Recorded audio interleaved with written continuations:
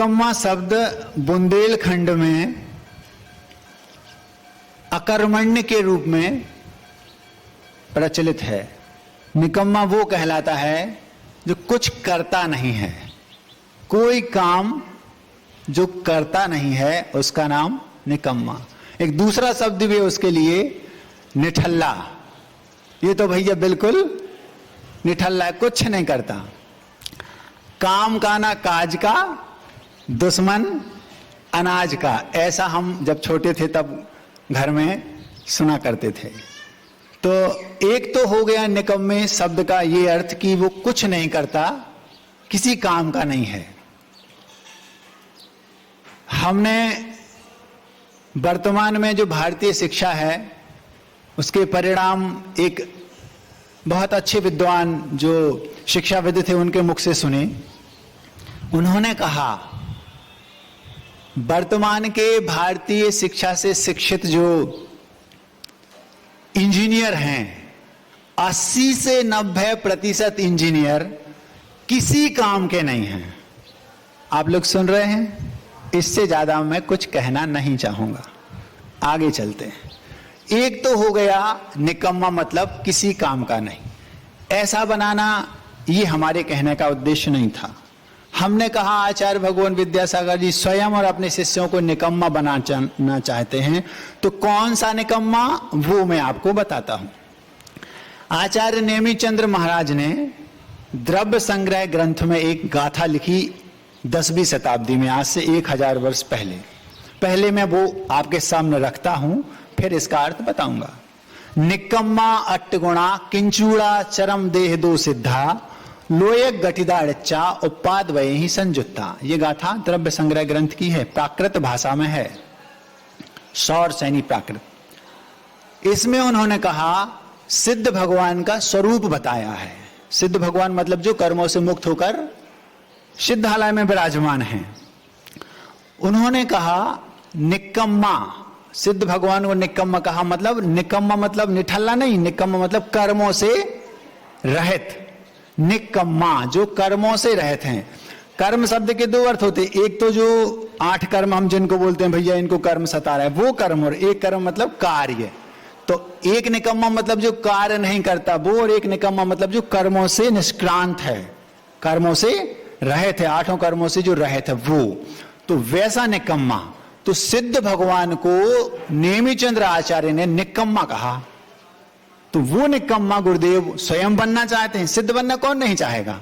सिद्धालय में विराजमान होना कौन नहीं चाहेगा? मोक्ष प्राप्त करना कौन नहीं चाहेगा? हर गुरु और प्रत्येक शिष्य को वो यही चाहता है कि सारे के सारे शिष्य कर्मों के झंझट से मुक्त होकर निकम्मे बन जाएं। तो हमारे गुरु हमें निकम्मा बनाना चाहते हैं। उस कारिका का पूरा अर्थ मैं बता देता हूं।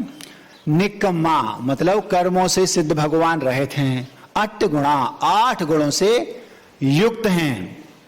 निकम्मा 8 गुणा किंचूणा चरम देह दो सिद्धा। जिस शरीर से, जिस अंतिम शरीर से उन्होंने मोक्ष प्राप्त किया उसकी जो हाइट है उससे किंचित कम, वो उनका वहां पर यद्यपि निराकार रहते सिद्ध भगवान, लेकिन फिर भी जो आउटलाइनिंग होती है वो उससे कम रहेगी, इसलिए किंचूणा कहा। और वो प्रति समय परिणमन कर रहे हैं, मतलब एक एक पल में नए नए प्रति समय में उनको नया नया सुख का अनुभव हो रहा है। उत्पाद और व्यय से युक्त हैं, जिसको अर्थ पर्याय बोलते हैं अगर कोई स्वाध्यायी हो तो।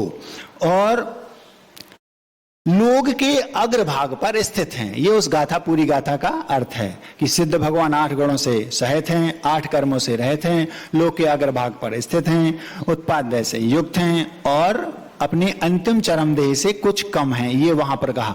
तो वहां पर पहला शब्द कहा निकम्मा। वैसा निकम्मा हमारे गुरुदेव हम लोगों को बनाना चाहते हैं। तो जो मैंने ये कहा कि आचार्य भगवान गुरुदेव विद्यासागर जी महाराज स्वयं को और अपने सारे शिष्यों को निकम्मा बनाना चाहते हैं, क्या गलत कहा? नहीं कहा। अब हम आगे चलते हैं। आपके चेहरों पर मुस्कान आ गई। एक युवक सतना में मेरे पास आया और आकर के मुझसे पूछता है, महाराज जी कर्मों की ऐसी आखिर कैसी शक्ति है? आखिर कर्म ऐसे कितने पावरफुल हैं, है क्या उनमें कि जो आज वर्तमान में भी हम जो कुछ भी होता है कर्म का उदय है, जो कुछ भी कुछ किसी को कुछ हुआ सब कह देते कर्म का उदय है। तो आखिर ऐसा उनमें पावर है कितना, जबकि पावर तो आत्मा में अनंत शक्ति है ऐसा कहा जाता है, पर कर्मों में ऐसी क्या शक्ति है। तो हम पहले एक गाथा रखते हैं, फिर पूरा एक दृष्टांत आपके सामने रखेंगे जो मैंने उसके सामने रखा था, और उसके माध्यम से आपको एकदम स्पष्ट हो जाएगा कि कर्मों का पावर कितना है। दूसरी शताब्दी में एक ग्रंथ लिखा गया कार्तिकेय अनुप्रेक्षा, आज से 1900 वर्ष पहले। वो आचार्य स्वामी कार्तिकेय ने लिखा, मतलब कब, जिस समय तत्वार्थ सूत्र की रचना हुई उसी के आसपास, मतलब जिस समय पूज्यपाद स्वामी थे उस समय की ये घटना है। उसमें कर्मों के पावर को बताने वाली एक कारिका है, वो पहले रखता हूं, फिर अपनी बात आपके सामने दृष्टांत के माध्यम से रखूंगा। उसमें उन्होंने कहा काबी अपुब्बा दी सदी पुग्गल दब्बस एरिसी शक्ति केवल णाण सहाबो विनाश यो जाई जीवस है। ऐसी कारिका है ये, यदि आपको इसका अर्थ भावात्मक रूप से पता चल जाए तो घबरा जाओगे। क्या अर्थ है मैं बताता हूं। पुद्गल द्रव्य, जिसको आज वर्तमान में साइंस मैटर बोलता है, मतलब जो परमाणु होते हैं ना, परमाणु पौद्गलिक परमाणु होते हैं, उसी तरह के परमाणु कर्मों के होते हैं। वो इतने पावरफुल हैं कि जो आत्मा में अनंत शक्ति है उसको ढकने का काम उन्होंने किया है। मतलब एक दृष्टि से इस पूरे पंडाल में जितने लोग बैठे हैं वे सारे के सारे लोग उस आत्मा से युक्त हैं, सभी जीव हैं और सब ज्ञान से युक्त हैं, क्योंकि प्रत्येक आत्मा ज्ञानमयी है। लेकिन अंतर केवल इतना है, उन पुद्गल परमाणुओं के द्वारा, उन पौद्गलिक कर्मों के द्वारा आपके ज्ञान पर आवरण पड़ा है। मतलब इतनी शक्ति उन कर्मों में है कि वो अनंत शक्ति वाली आत्मा के ज्ञान को ढके हुए हैं और हमें संसारी बनाए हैं। मतलब एक प्रकार से कर्मों के पिंजरे में हम जकड़े हुए हैं उन कर्मों के परमाणुओं के पावर के कारण। इतना पावर उनमें है। आपके अंदर जो ज्ञान है उसको ढका है उन पौद्गलिक कर्मों ने, ये उसका आशय हो गया। कैसी अपूर्व शक्ति उन कर्मों की है कि आत्मा के केवल ज्ञान स्वभाव को उन कर्मों ने ढक रहा है। ये उस कारिका का सीधा सीधा अर्थ है। अब हम आपको एक दृष्टांत के माध्यम से उन कर्मों का पावर स्पष्टता दिखाते हैं। एक रानी थी, रानी का नाम था कनकोदरी। कनक शब्द का अर्थ होता है सोना, उदर शब्द का अर्थ होता है पेट, जिसका पेट सोने के समान हो। और कनकोदरी मतलब स्त्रीलिंग में बोला, तो ऐसी स्त्री जिसका पेट उधर कनक के समान हो उसका नाम कनकोदरी। आप लोग किसी भी प्राचीन पुराण ग्रंथ को पढ़ेंगे, जितने भी नाम स्त्रियों के अथवा पुरुषों के रखे जाते थे बच्चों के सारे नाम सार्थक हुआ करते थे। सार्थक मतलब जैसे किसी का नाम रखा राम, तो राम मतलब आत्म राम। किसी का नाम रखा मनोज, तो मनोज मतलब जो मन से उत्पन्न हो। किसी का नाम रख दिया जलज, जो जल में उत्पन्न हो अर्थात कमल। जितने भी नाम आप देख लो सारे के सारे नाम सार्थक होते थे, कोई ना कोई उसका सेंस ना अर्थ होता था, मीनिंग होता था, मायने होता था। लेकिन आज जितने भी नाम रखे जाते हैं कोई मीनिंग उनका नहीं होता। डेविड, जॉनसन, मैल्कम, क्या मतलब इनका? महाराज जी नाम से होता क्या है? अगर नाम से कुछ नहीं होता तो मैं आपसे पूछना चाहता हूं, अपने बेटे का नाम रावण क्यों नहीं रखते? नाम से तो कुछ होता नहीं महाराज जी, तो रावण रख दो, कंस रख दो, क्यों नहीं रखते? इसका मतलब है आप इस बात को मानते हैं कि नाम से कुछ ना कुछ तो होता होगा। तो पहले सारे के सारे नाम सार्थक रखे जाते थे। हम आगे चलते हैं। उन रानी का नाम था कनकोदरी। उनकी एक सौत थी। सौत समझते हो? सौत वो कहलाती है जैसे दो भाई हैं, एक बड़ा भाई एक छोटा भाई। उन दोनों की जो पत्नियां हैं वे आपस में देवरानी या जेठानी कहलाएंगी, ये आप सब जानते हैं। लेकिन सौत वो कहलाती है जिसका पति एक हो और पत्नियां दो हैं माना की, तो दोनों पत्नियां आपस में सौत कहलाएंगी, जिसको सौतन भी बोलते हैं, ऐसा हमें सुना है। अनुभव ज्यादा नहीं है, अनुभवी आप हैं, लेकिन हम लोगों को अनुभव आपसे ज्यादा क्यों है? क्योंकि सारी कहानियां आकर लोग हम लोगों को सुनाते हैं।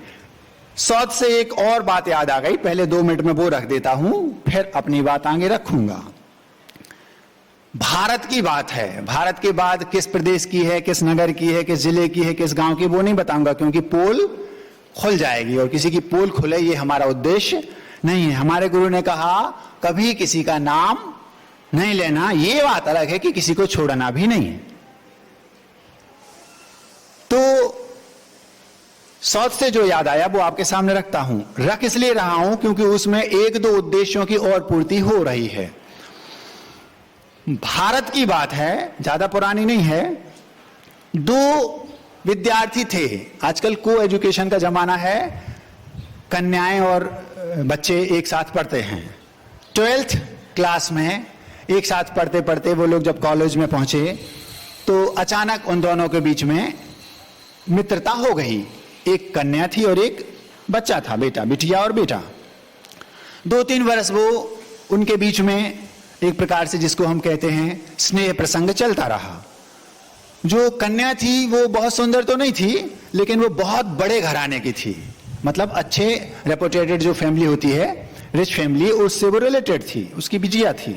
और जो लड़का था वो बहुत सुंदर था, लेकिन वो सामान्य जीवन जीने वाले परिवार से था। इत्तेफाक से पढ़ाई के बाद उस लड़के की गवर्नमेंट जॉब लग गई, बहुत बड़ी तो नहीं थी लेकिन ठीक ठाक थी। लड़का भी सुंदर था, सामान्य परिवार था।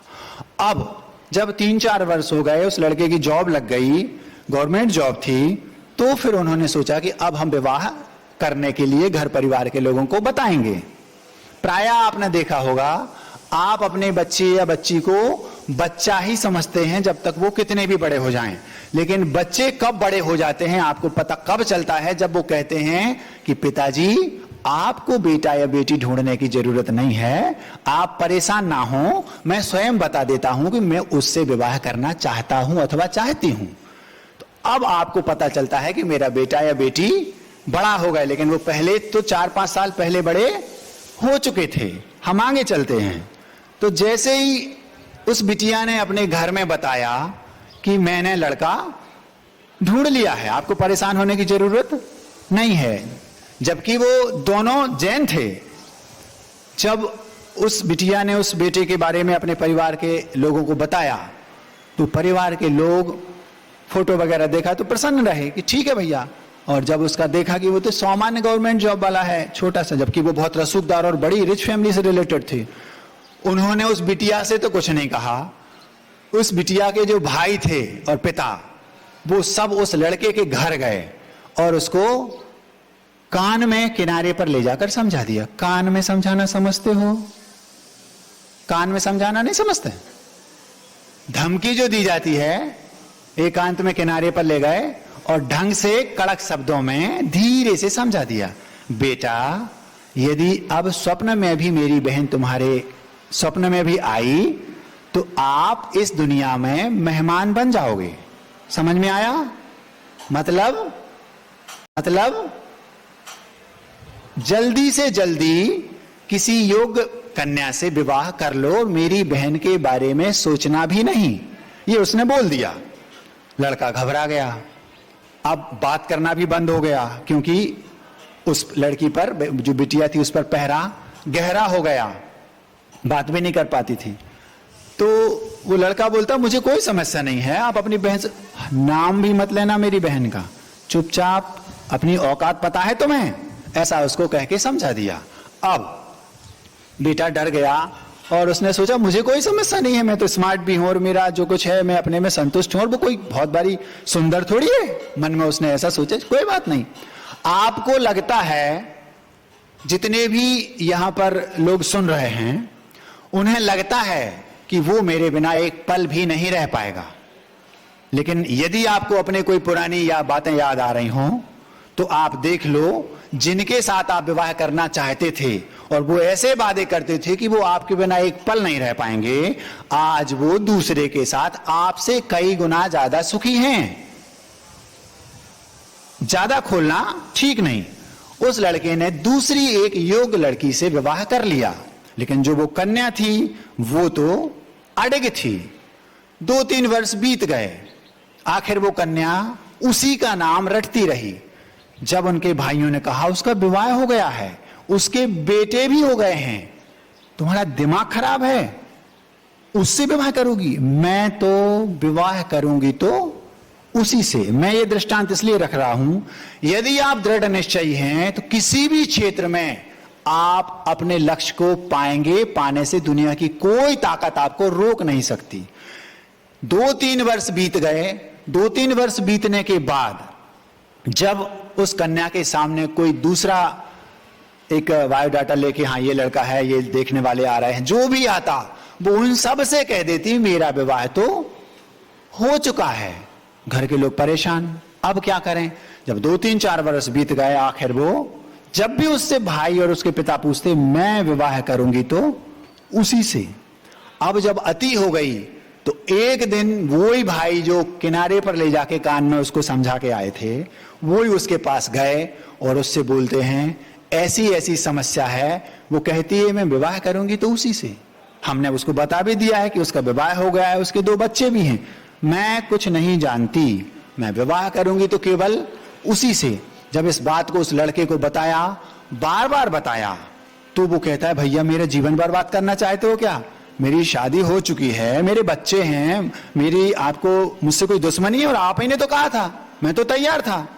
भैया अब वो जो कान में उसको समझाते थे, धमकी दे के आए थे, वो हाथ जोड़कर उससे कह रहा है भैया उससे विवाह कर लो। कैसे भी मेरी हाथ जोड़ रहा है, पैर छू रहा है, नाक रगड़ रहा है, जो तुम्हें चाहिए वो ले लो। खूब समझाया।